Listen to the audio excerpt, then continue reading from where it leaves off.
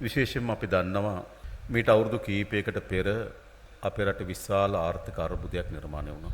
සමස්ත ආර්ථිකයත් ජන ජීවිතයත් විශාල කඩාවැටීමකට භාජනය වුණා. 2026 වසරේ අපි අයවැය ලේඛනයේ ආර්ථික සැලසුම් ආයෝජනයන් මේ සියල්ල සැලසුම් කරලා තිබෙන්නේ අපේ අර්බුදය අවසන් කර ගැනීම ඉලක්ක කොටගෙන. මේ ආර්ථික අර්බුදයන් විසින් ඒ නිශ්චිත මොහොතේ මුහුණ දෙන ගැටලු පමණක් නෙවෙයි මේ අහිමි දශකයේ විසින් කියන්නේ. ඒකට දිගු කාලීන අර්බුදයක් නිර්මාණය කරනවා. ඒක ඉතාමත් හොඳ කැඩපතක් තමයි මේ අධිවේගී මාර්ගයේ මේ කොටස. අපි ණය මුදල ලබා ගන්නවා. ඉදිකිරීම සඳහා නිශ්චිත කාලයක් තිබෙනවා. අපිට ණය ගෙවා ගන්න බැරි වීම මෙතට ණය මුදල අහිමි වෙනවා. ඉදිකිරීම නියමිත කාලෙදී අපිට කරගන්න බැරුව යනවා. ඉදිකිරීම බාරගත්තු සමාගමට අපිට වන්දි ගෙවන්න සිද්ධ වෙනවා. ඉදි කරලා තියෙන කොටස කඩා වැටෙන්න පටන් ගන්නවා. කෝටි 750කට වැඩි මුදලක් නැවත ඒක ප්‍රතිසංස්කරණය කරන්න මහජනගේ බදු මුදල් වලින් වැය කරන්න සිද්ධ වෙනවා. ඉදිකිරීම සමාගමට නියමිත පරිදි මුදල් නොගෙවීම හේතු කොටගෙන ඊට අවශ්‍ය වෙන වන්දි ගෙවීමට සිද්ධ වෙනවා. ඉදිකිරීම සමාගමේ කාර්යයන් බිඳවැටීම හේතු කොටගෙන යම් මූල්‍යයන් ගෙවන්න සිද්ධ වෙනවා. මේ ආදි ලෙස ගත්තොත්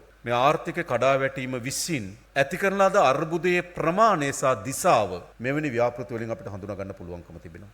විශේෂයෙන්ම පහුගිය ජනවාරි මාසයේ චීන සංචාරයේදී මා චීන ජනාධිපතිතුමාගෙන් ඉල්ලා හිටියා අපට නැවත චීන රජය විසින් ණය ආධාර මත දියත් කොට තිබෙන ව්‍යාපෘති ආරම්භ කරන්න සහාය දෙන්න කියලා. මම හිතන්නේ එතුමා විශේෂ අවධානය යොමු කරලා නතර වී තිබෙන සියලුම ව්‍යාපෘති ආරම්භ කිරීම සඳහා අවශ්‍ය වන ආධාර චීන රජයෙන් ලබා දීමට එකඟතාවය පළ කරා. ඒ පිළිබඳ අපි බෙහෙන් විසඳුවන්ත වෙනවා.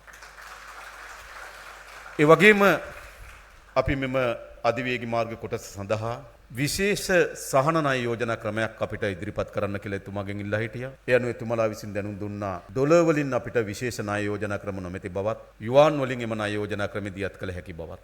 ඒ අනුව 2.5 3.5 අතර පොලි අනුපාතිකයකට මෙම ණය මුදල අපිට ප්‍රදානය කරන්න චීන එක්සිම් බැංකුව කැමැත්ත පළ කරලා තිබෙනවා.